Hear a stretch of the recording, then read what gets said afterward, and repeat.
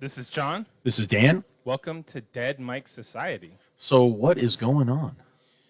So Trump is in like a tariff war with Canada. He's been at war with the whole world, I think, but like he's doing like 50% tariffs on a lot of their exports. Uh-huh. And we talked about Trump last episode, and I'm just wondering, like, do we want a world where we're just like retaliating, and because now they're escalating and they're going to be increasing tariffs on some of our stuff. You know, it's just going back and forth. You know. Yeah. So what does that mean? It means that we have to pay more for the products that we ship to them to sell for us. Right, because the tariffs go to companies, but the companies pass that on to the consumer, which is us.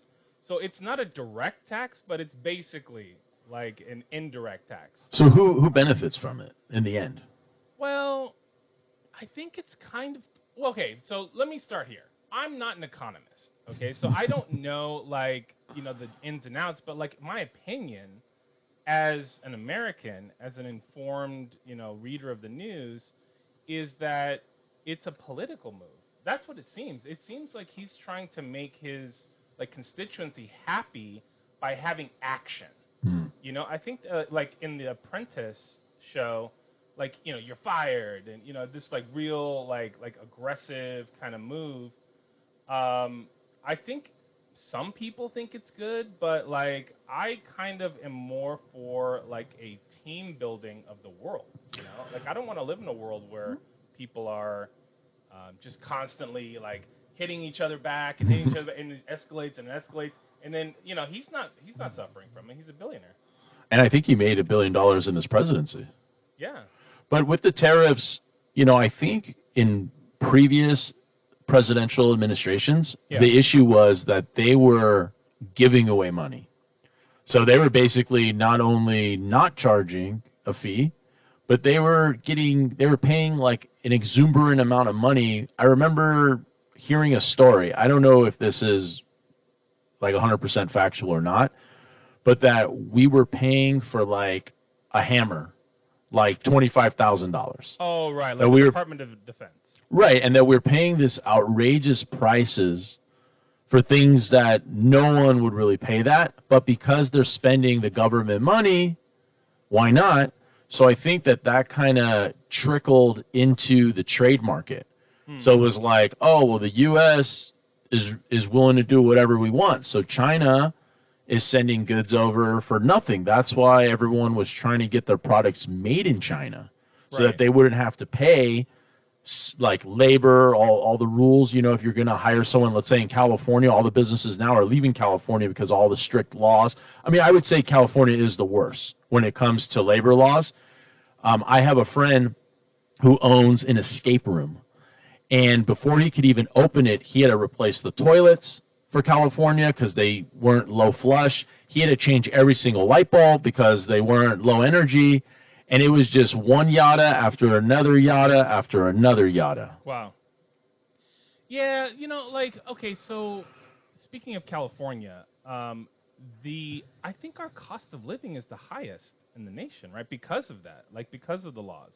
Right? I'm not sure if it's the highest, but it's up there. I mean, it would be us or New York, right? Like those two seem like the highest, but I think there's a few of these kind of gem areas, gem cities also. What's that? I don't know what that is. Like the ones that have the elite, they have, they're like more expensive. I'm trying to think of the name right now. There was one, it may be in California, but there was one, it might be up in Maine. There was a couple other little places that are expensive areas, like I'm talking about the housing, really. Maybe it's not expensive to work there or to go to the grocery store, but to own a home. That's kind of what I'm saying. Yeah. No, it definitely is. And I think probably with these tariffs, like America in general is going to become one, if it's not already the most expensive place to live, it's definitely like hitting like most people. Yeah, in the world, I mean, definitely. I mean, when you think of countries that are very wealthy, I mean, obviously Saudi Arabia, Dubai.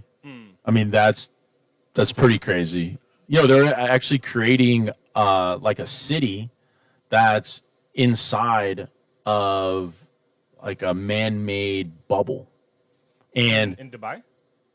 near Dubai, like in the desert. Okay. And it's going to be, again, I'm trying to remember all the details. It was like, let's say 20 miles by 20 miles. Maybe it's 200 miles by 200 miles. I'm not sure exactly.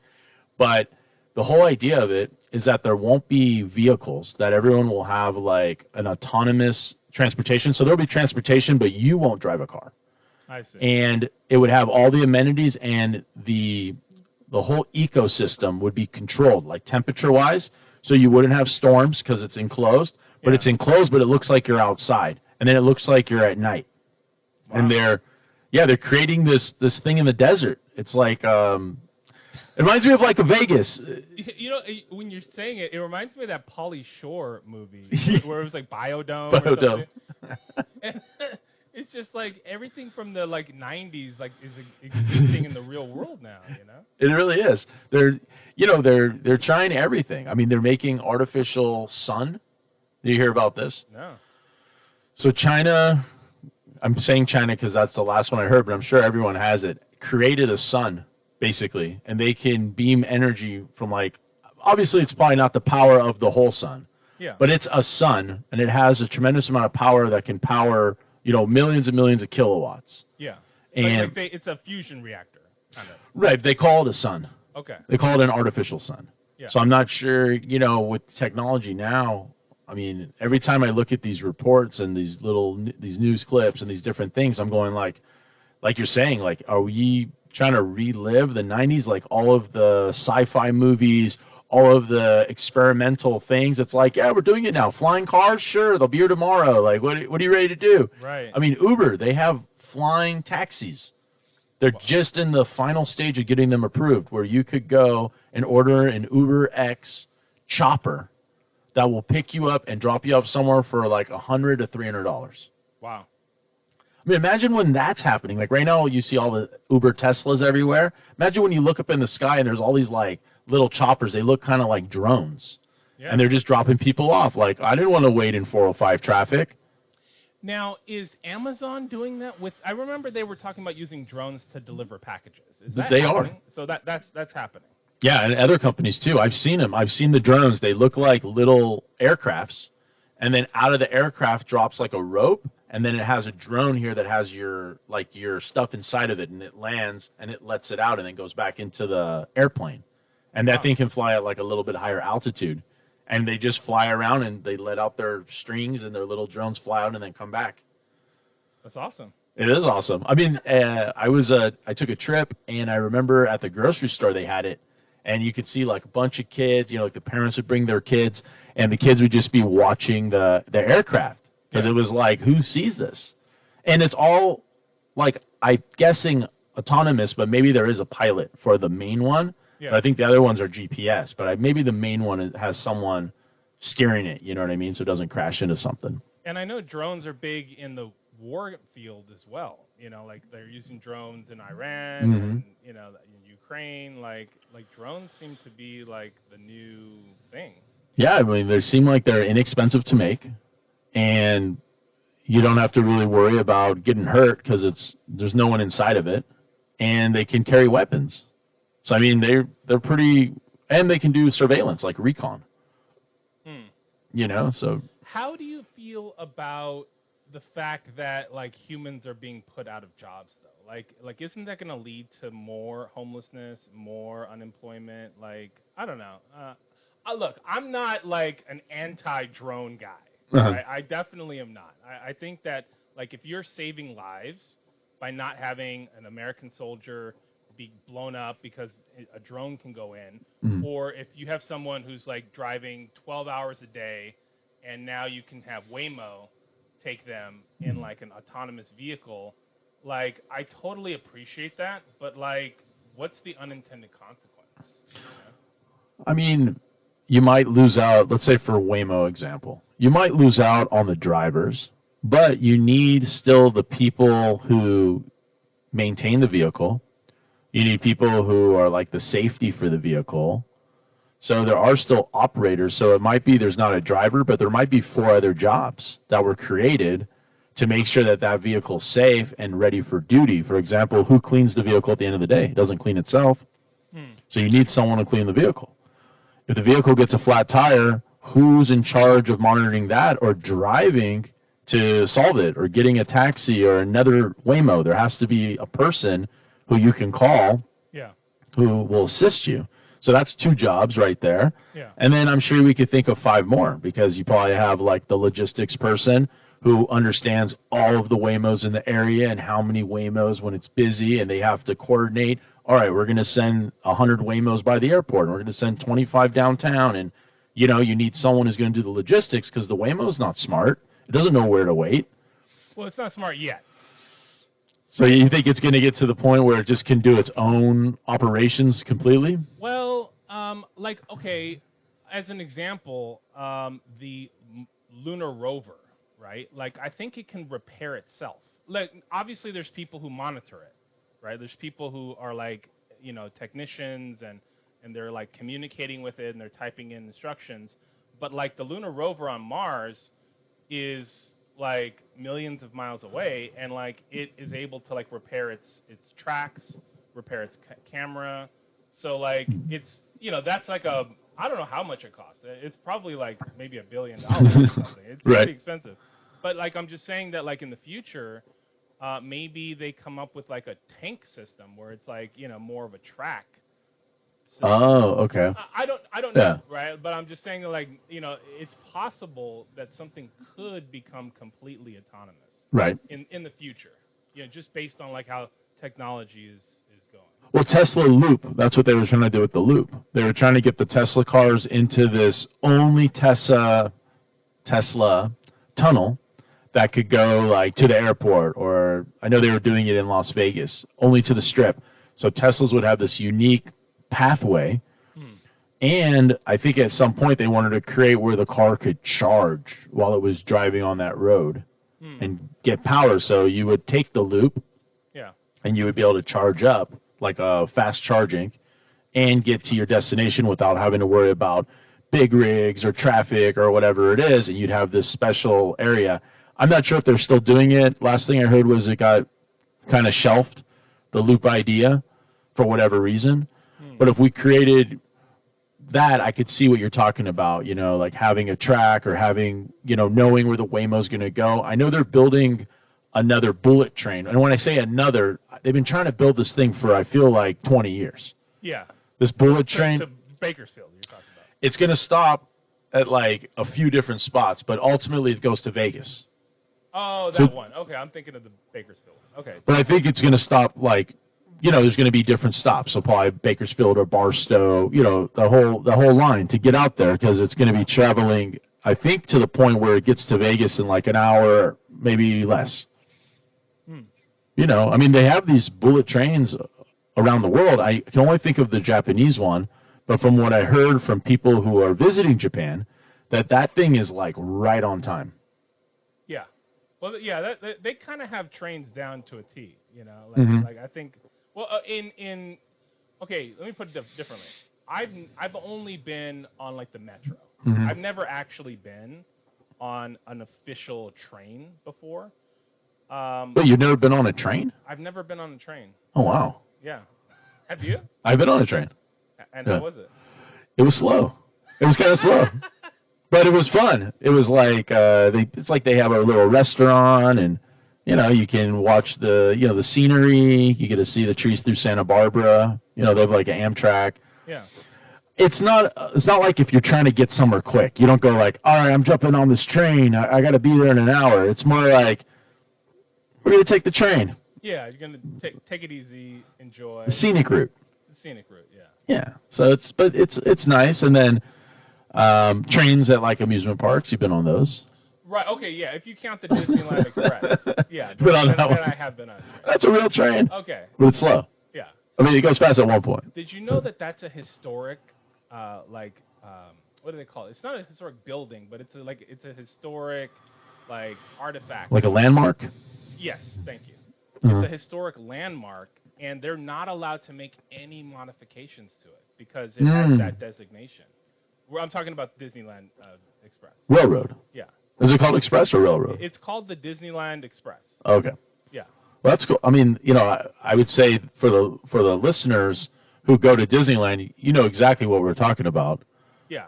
It goes, one that goes around the park. Right, exactly. Stops, and you don't get on it to get to your destination faster. You get on it to, like, look at the dinosaurs, look at the people. Get out of the heat. Get out of the heat. Sit down. Sit down for a little bit. Yeah, so in that sense, I do agree with you. Maybe the parents put the kids over their knees, give them a couple whops for acting up with the frozen bananas, and popcorn. No, I'm just kidding. Don't get mad at me. It's a joke. Yeah. So anyway, back to Trump and the tariffs. Just one other thing I wanted to add to that is that I think ultimately he's trying to put us in a net positive because we have this huge deficit because the last administration gave all this money to the Ukraine. Yes. Like $1 trillion.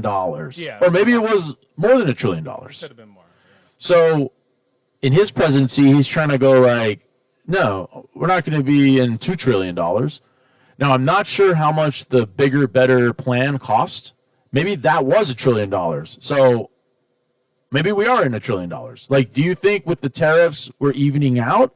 Or do you think we're in another deficit? So I think that this is not a situation where I can think my way out of it. I think there's actually an objective answer, and I don't know that answer. But if I had to judge based on the information that is presented to me, because you have to think about this, right? We have 24-hour news coverage. We have news all day long. There's tons of stuff happening: entertainment, sports, politics,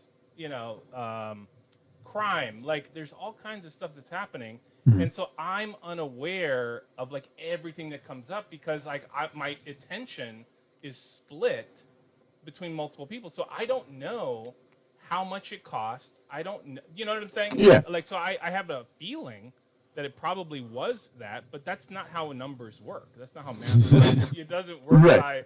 I feel that 2 + 2 = 5. It's just not how it works. Right, unless it's synergy.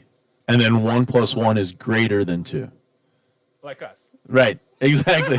So a lot of synergy in the room here. Yeah.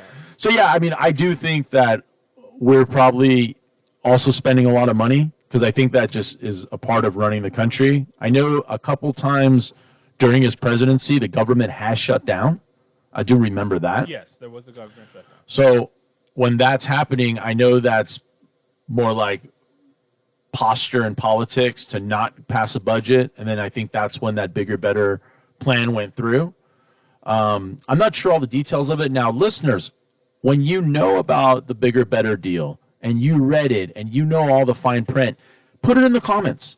Let us know, was the deal really good for Americans? Are the Americans now being prosperous? Are things better from this deal, or are they worse? And let's compare it to the money sent to the Ukraine, because that had to be a deal too, because no one's just going to give Ukraine trillions of dollars. There had to be strings attached. So comparing the two deals, and again, I'm going to look into it, and on the next show I'm going to have the answer, but between those two deals, what was better for America?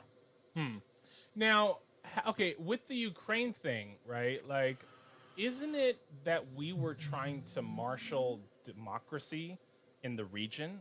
We were they're not necessarily a NATO ally, but we were trying to support someone in the region who had similar views as we did, as opposed to Russia. Mm-hmm. Well, they wanted to get into NATO, so that was what this was about. Right. And Russia was saying, "You're not getting into NATO. Not happening." Not happening. And we were like, "Okay, well, we'll teach you how to fight." And that's basically what we did. We gave them air defense systems, we gave them training, we gave them weapons, and we said, sure, we'll be your proxy. Yeah. We're not going to send soldiers to fight for you, but we'll send people to teach you how to fight. And I think that they learned pretty well. They're still fighting. They're still fighting, and it's gone out of okay, so the news that I listen to and I watch, it's gone out of the cycle. I don't hear about Ukraine very much. Whereas when it first started, it was the top news story on like every channel that I listen to and watch.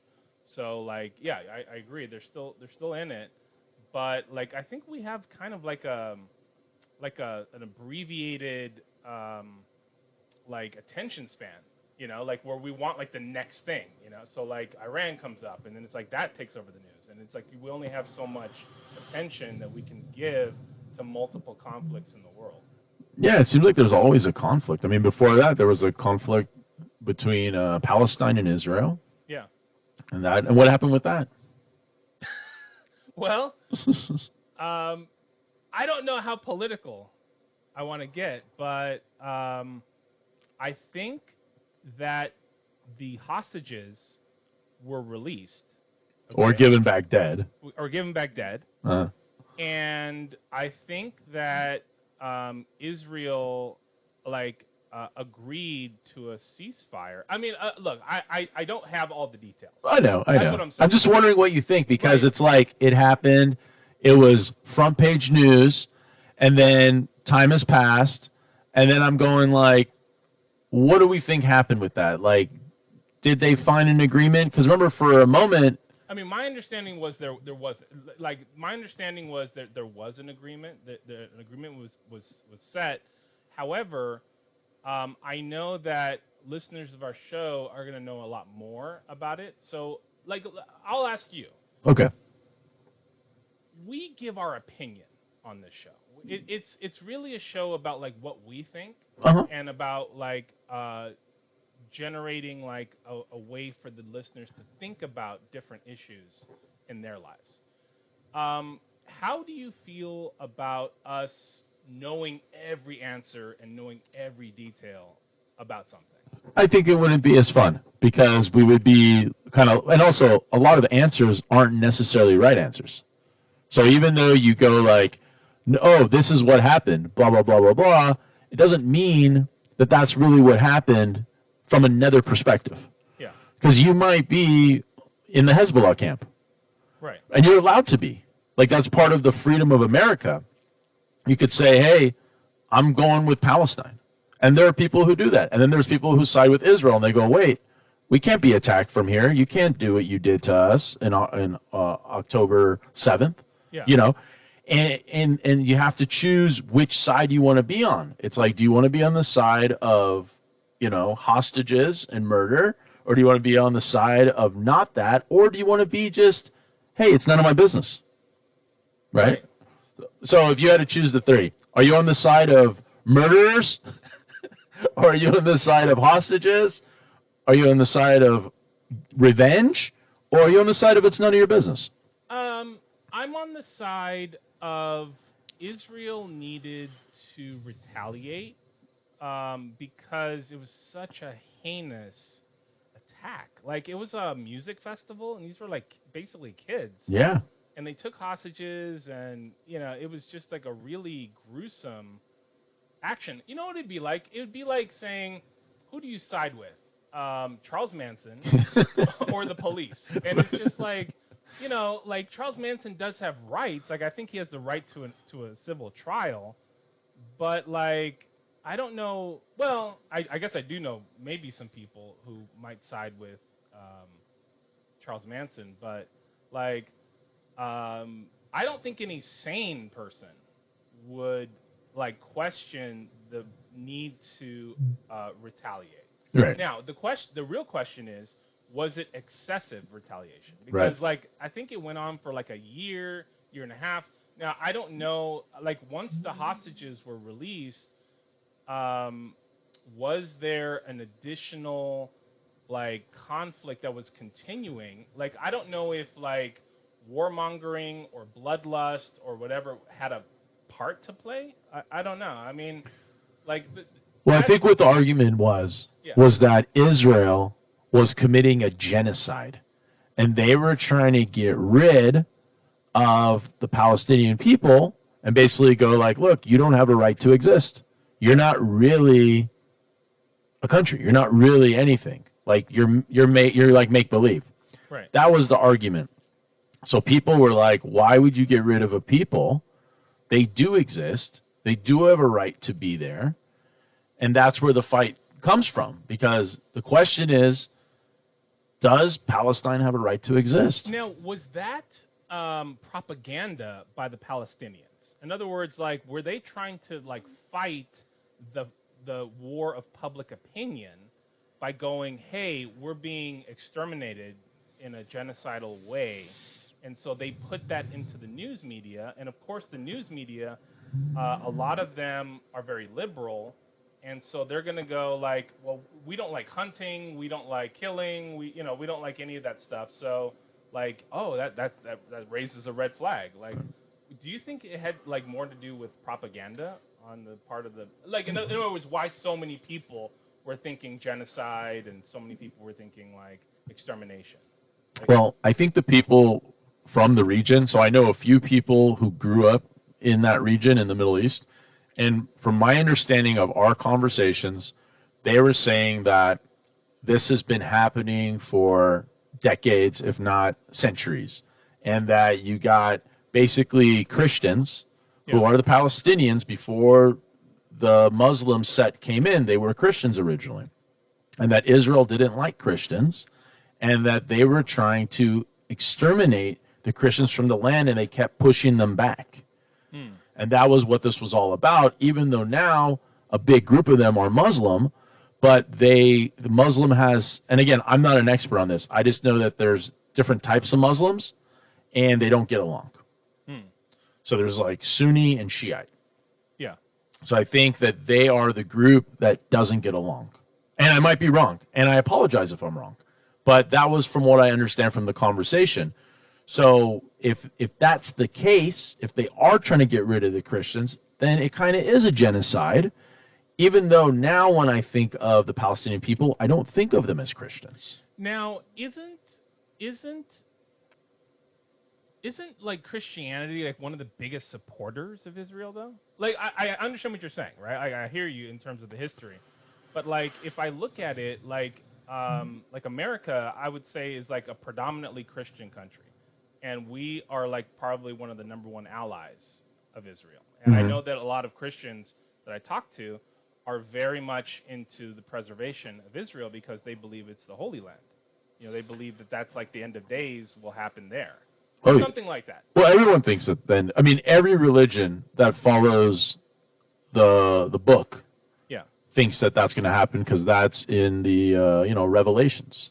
Right. You know what I mean? The end of days and all that. I mean, every book, that one book, Christianity, Judaism, and Muslims, they all follow. Yeah.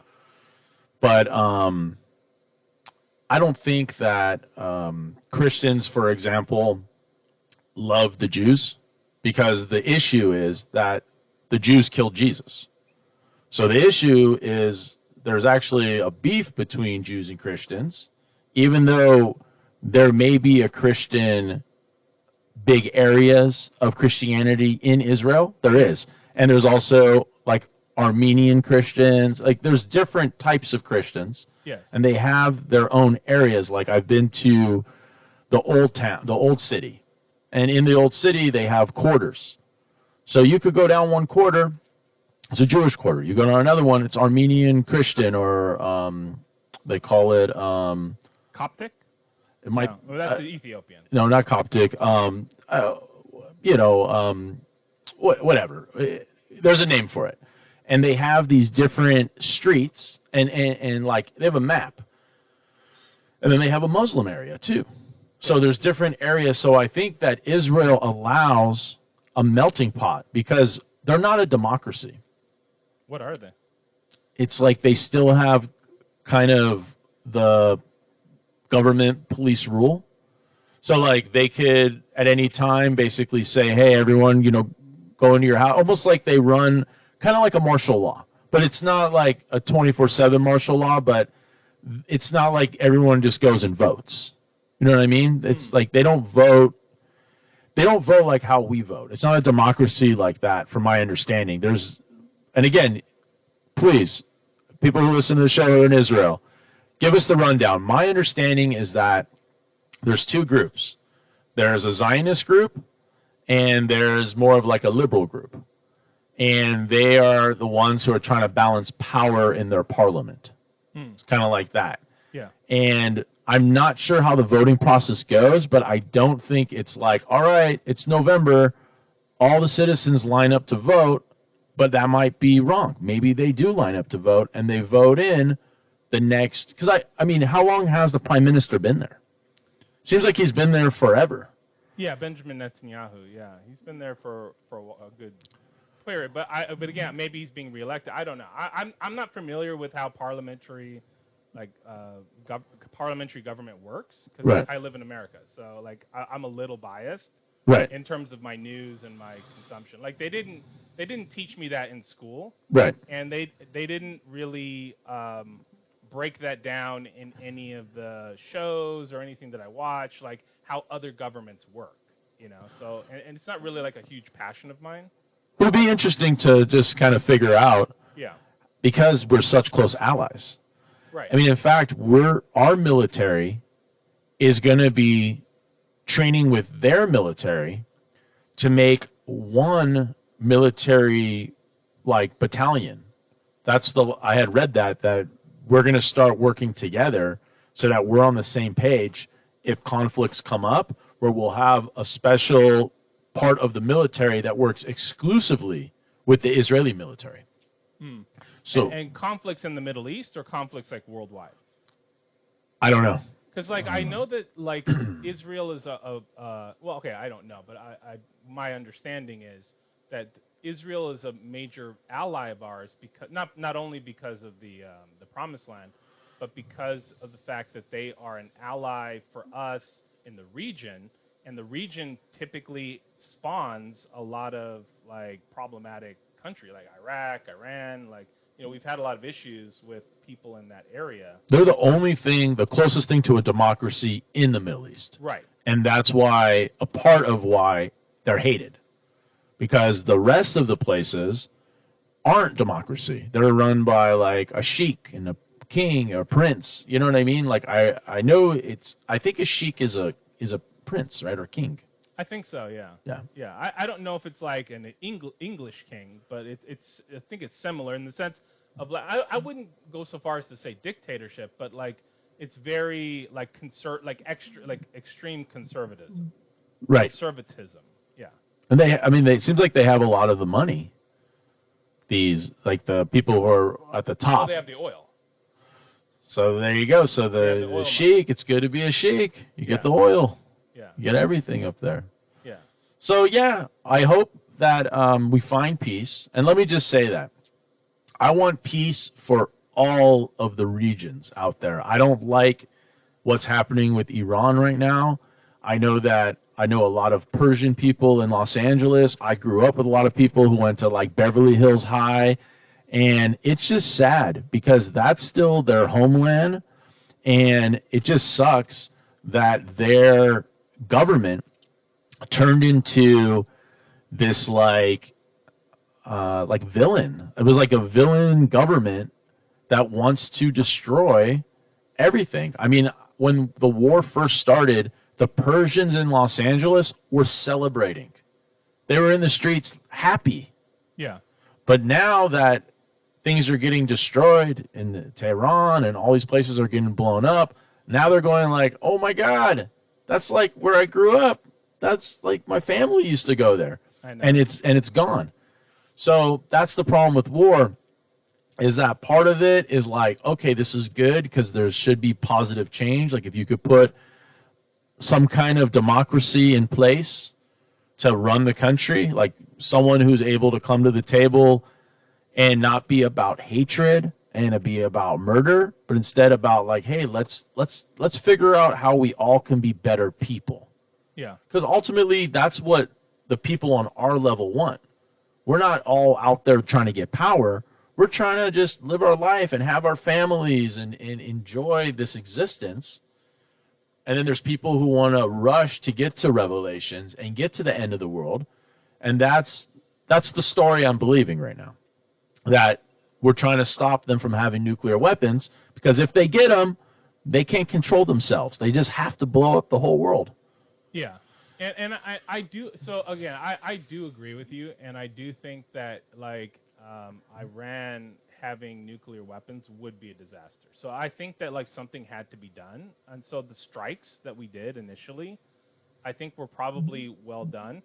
I don't know how I feel about the leaders getting assassinated at a peace treaty, though. I mean, so it's like that question of, is it possible to fight honorably? Like, is that like being naive?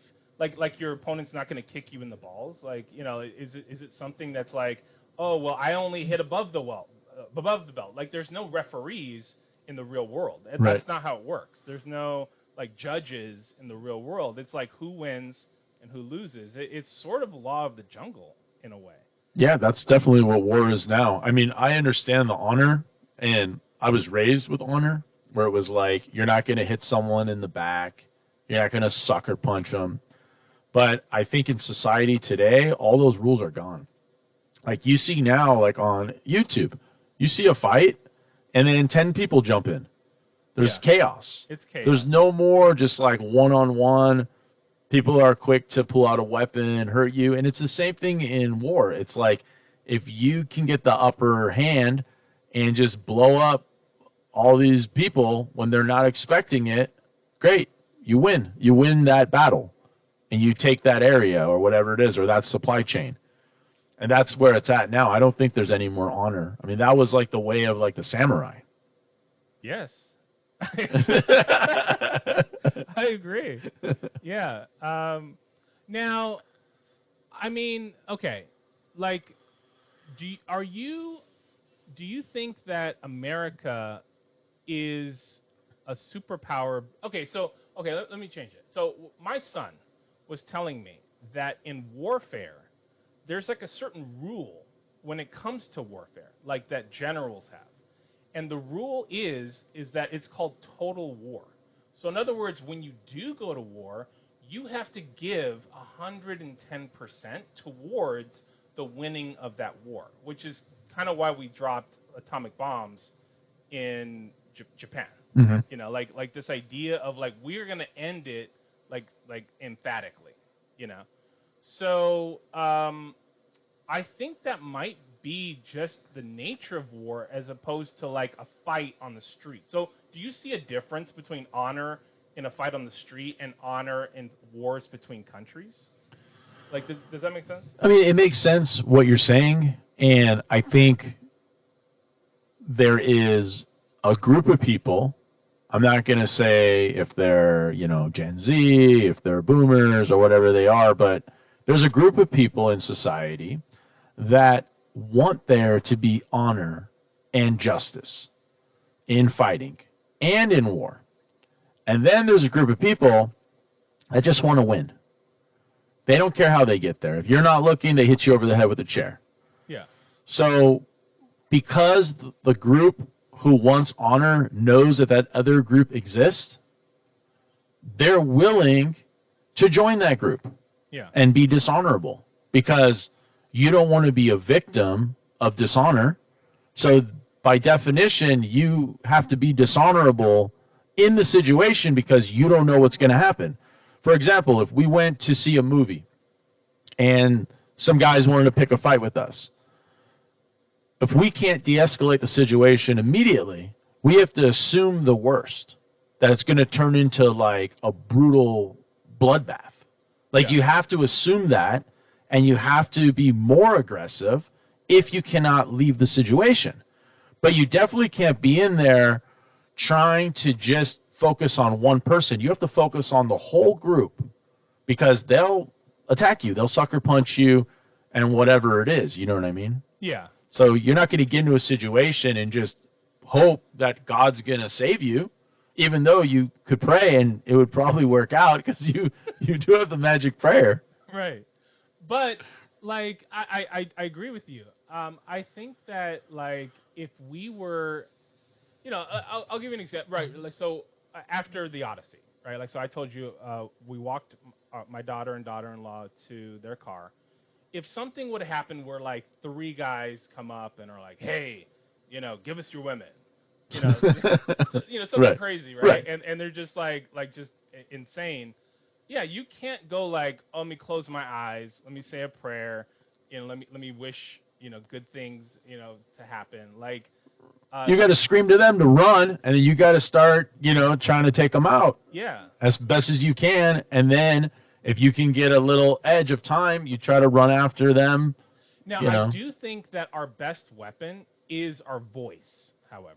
So, like, having said that, right, like, Yeah. I do think that, like, fighting is best done as a last resort, although it is a little different now because of the medical treatment that we have. Like, in the past, I think the reason why people had fighting as a last resort is because, like, if you got cut, if you got bruised, if you got a broken arm, you may not survive that. You might die from that. Like, now we have such good medical care that, like, a fight isn't really going to be the end of the road necessarily. Right. Like, you might lose an eye or something, but... they'll give you a new eye. Right. We got eyes. We got eyes. So, like, I think that, like, you do have to look at it from a perspective of, like, how can I protect the people that are important to me?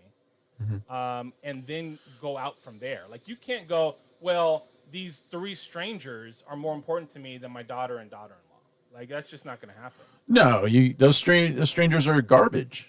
Like, I'm just saying, like, that's like trash talking to you, like Right. trying to steal your people. Right. I mean, there's no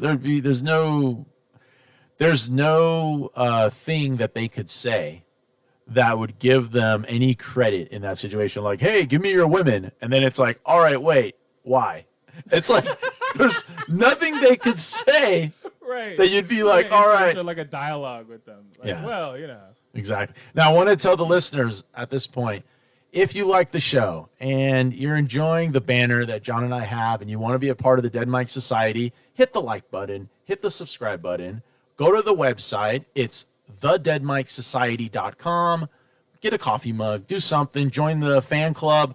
We're excited to bring you the show. We're trying to do it daily, Monday through Thursday.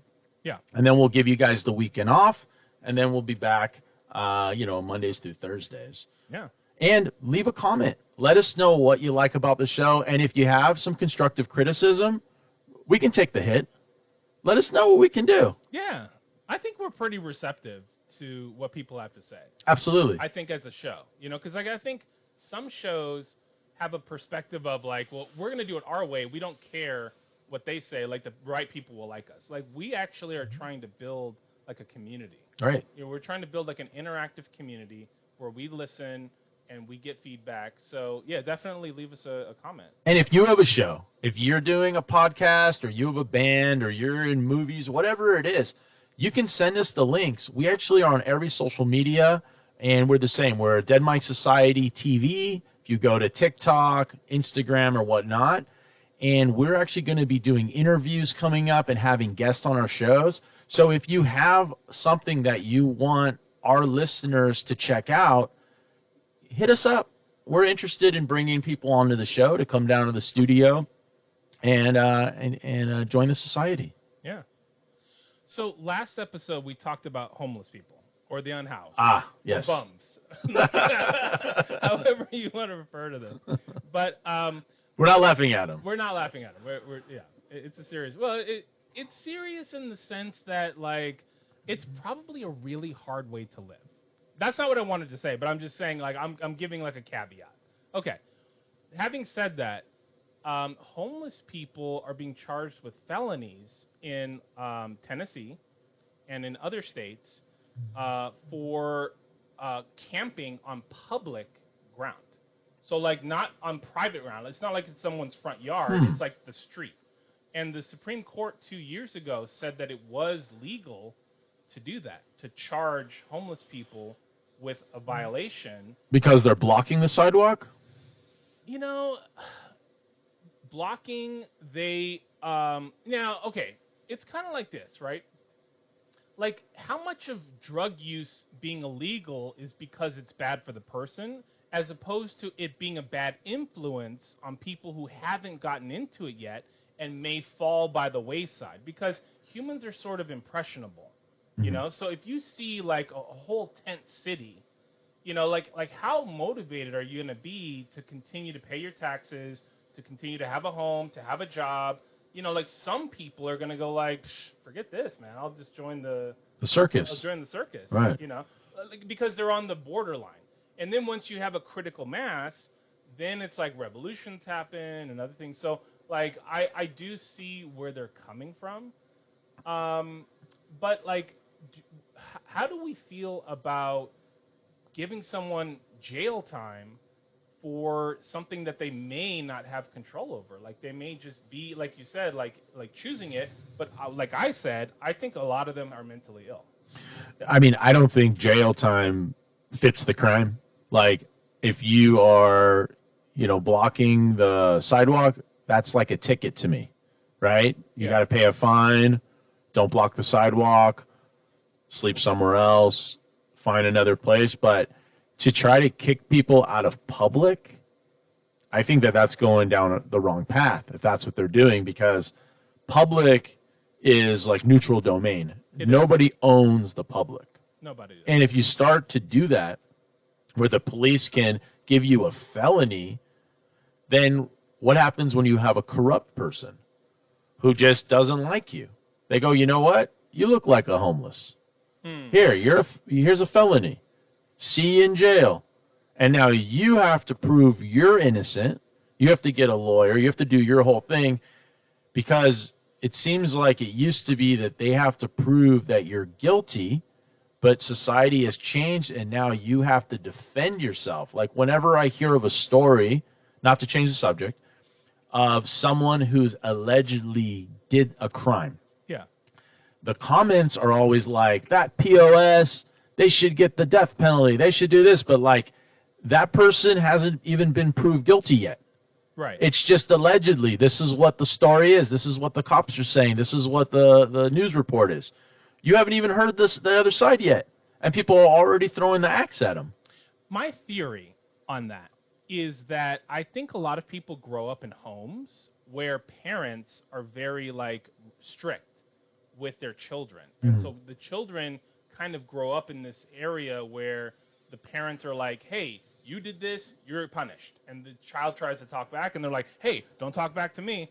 So it's kind of like a very like aggressive thing. So I think that like a lot of instances of people sort of jumping to conclusions probably has a lot to do with how they were raised. That's my feeling. That's where I think that comes from. Because I noticed that like when people are raised a certain way with a certain background, they tend to continue that into adulthood. Really? So you think people who were raised with more of a strict background and by strict, I don't mean like, okay, you can't wear midriffs. I'm saying like, strict in the sense of whatever the parent says goes. There's no appeal to authority. There's no like discussing it. There's no like openness. Like there's no tenderness. Like it's hard to raise children, right? Like I'm not judging parents for raising their children strict. But what I'm saying is that, like, when you have that view of authority, when you grow up, you probably want that to happen to other people. You're like, hey, how come you're not throwing the book at them? Like, death penalty, like straight away. Right. Because that's probably what happened to them. Now, I don't know every single person in the entire universe, so I don't know that that's the case. But that's my feeling when you tell me that story. Right. Yeah, and I think that it makes sense what you're saying with strict parents, and then you get to the front line and you're going like, wait, I thought everyone's strict. Right. Right? Because you're so used to that learned behavior that you don't know the other style of parenting. The kind of parents who are just like, hey, do you. Like, you know what I mean? Like, we're not going to be strict. Like, do whatever you want. Really, I think it's, again, I'm not a parent. I think there's a middle ground. You can't be overly strict, but you can't be overly lenient. You have to find the balance. I don't know. What do you think? Yeah, no, I totally agree with you. Yeah, because like excess leniency leads, I think, to like spoiled behavior, and some people may go like, well, what's wrong with being spoiled? But like the problem is that you become selfish. I think, like because your animal nature, like the part of us that is like similar to an animal, kind of comes to the foreground. If you don't have that like restriction on you at a moderate pace, so like I think that like having some restrictions is like almost like a vitamin. Okay. It's almost like a vitamin to children, because you're going to grow up in a society that has laws, that has rules, that has punishments. Like that's just the world we live in. We don't live in a carte blanche society where you can do anything that you want. We don't really have freedom in America. There are laws. We Right. are a nation of laws. We are. We definitely tons of laws. But from the selfish camp, they may go, I came into this world alone, and I die alone, so why not give me everything? And if I don't get everything, then I'm going to be obnoxious. I'm going to make a big deal about everything. I'm going to, use my attitude to get what I want and manipulate. So what I'm saying is if you are talking to that camp directly, why can't they do that? Like, I know you gave the points as to why they shouldn't do it. Yeah. But why can't they do it? Like, why can't you have an attitude and be selfish and want everything and eat all the food and you go to a party and you're obnoxious and you know what I'm saying? Where you're showing off, hey, I got a new car. Hey, look at this. I got a massage chair. Yeah, I'll tell you why. Because, like, unfortunately, your actions affect others' treatment of you. So, like, you can do that for a while, but you'll be ostracized in the long run. You'll be exiled from the community. Now, that could be your friend group. It could be the college. It could be your job. But, like, people who act with, like, no awareness of what's going on around them, they put themselves in a position where other people get to choose how to treat them. And, like, as they start to burn bridges, eventually you have no bridges to cross, and you're on an island. How about if they're rich? Okay. So I think Elon Musk kind of exhibited this behavior a little bit when he was doing the, what was it called? When he was in the government, he was like making everything better. It was like an acronym. Doge? Doge, yes. Yeah. Doge. Department of Government Efficiency. Mm-hmm. Yeah. He was doing something where, he was like, look, this is what's best, and I'm going to help Trump, and I'm going to help the government, and I'm going to do all that. And, like, people stopped buying his car. Right, I saw on the back of Teslas with a cross around Elon. No Elon, know, or like I see, like in Malibu where I work, there's people who have stickers that say, I bought this Tesla before we knew Elon was crazy. So stuff like that, right? So I'm just saying that, like, he eventually realized that his actions were impacting his ability to be in the community. So if you're rich and you want to be like, Howard Hughes and just be like this, like, loner, and you live in your car, you live in your house, mansion, you have long nails, and you're pissing in bottles, and like, that's fine if you want to do that. But, like, I would say 99% of humans would be miserable with that kind of lifestyle because we're social creatures. I know. I just, like, when I think of Hollywood, since we live near Hollywood, and I've worked in entertainment, and I've met a lot of celebrities, and I've thrown parties, and I'm just saying there is this sense of entitlement and this selfishness, this attitude. It's almost like everyone's in the room trying to figure out who they want to talk to next. So everything is like small talk, nothing genuine, nothing authentic. Yeah. You know what I mean? But there is a place for that because that's the biz. That's like the business in Hollywood. That's like the business on TikTok. That's a business on YouTube. Like, everyone is just kind of BSing and trying to get by until they can get their lime, and then they want to, make as much as they can, and they don't care who they step on the way up. Everyone's just trying to do this little dance, and I agree with you. I think it is pathetic, and I do like that they get ostracized by some groups, but by those big social circles, they eat it up. They're like, oh, you're selfish? You're greedy? Come on in. Shit. Go look how greedy I am. Selfish together. Shit, we greedy right here. This is a greedy people. Like there are people who literally just burn money. There are groups of people who just burn, like, bills. That's part of their thing because they're so rich. They just hang out and burn money. I've seen videos of it. It's insane. I mean, maybe it's fake money. Maybe I'm the one who got bamboozled. I'm not joining the group. But I'm just saying, I watch the videos and I go, like, really? You guys just burn money? Like, there's nothing else you can do in this world with that money. Like, no, you can't think of one thing to do. You've already done everything. You're just Yeah. going to light $100 bills. Wow. So, anyway, I think it's been a good show. And please hit the subscribe and like button. And thedeadmikesociety.com. It's thedeadmikesociety.com. Yeah, Absolutely. This is John. This is Dan. And this has been Dead Mike Society. And we'll see you next time.